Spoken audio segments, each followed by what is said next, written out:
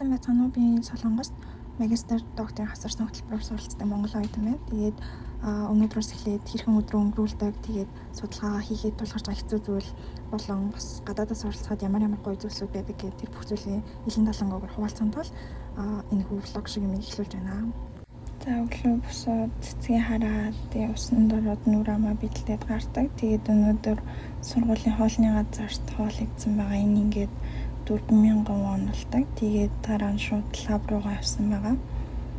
Тэгээд лаб дээр энэ миний ширээ. Тэгээд Тэмүгээс захиалсан микмен ирсэн байсан. Тэгээд лабынхаа ихтэй зүгзаадлаа тест хийж үзсэн байгаа.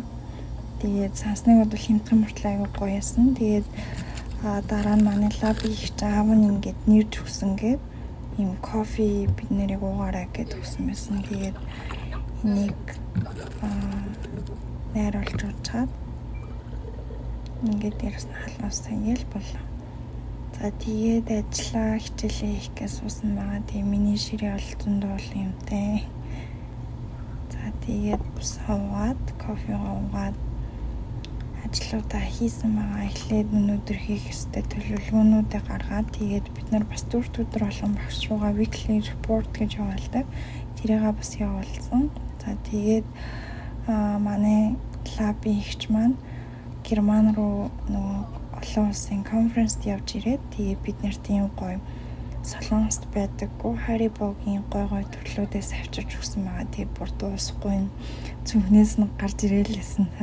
Тэгээд амар гоё амттай байсан. Баярлалаа.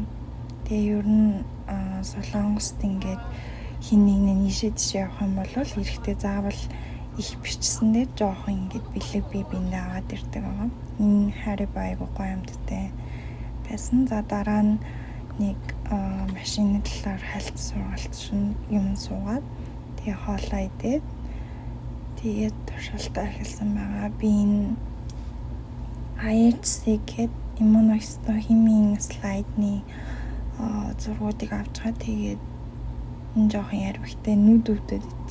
Тэгээд одоо сууж ганцаараа өрөндөө.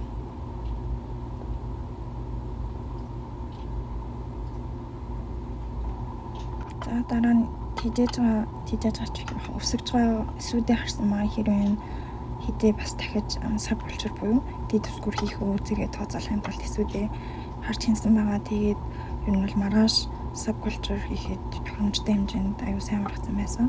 За тэгээ бутаж судалтай ирж суугаад өнөөдрийнхөө хийсэн юмнуудыг дүүнээд бас үр дүнгээ тооцоолоод тэгээ маргааш бас хийх юмнуудаа ямар туршилтууд хийх үү гэдгийг бүгднийг төлөвлөөд тэгээд бас энэ бичлэгийн эдит хийгээд гэрлөө ярьж байна. Тэгээ баярлалаа. Бүгдээрээ сайн хамраарай.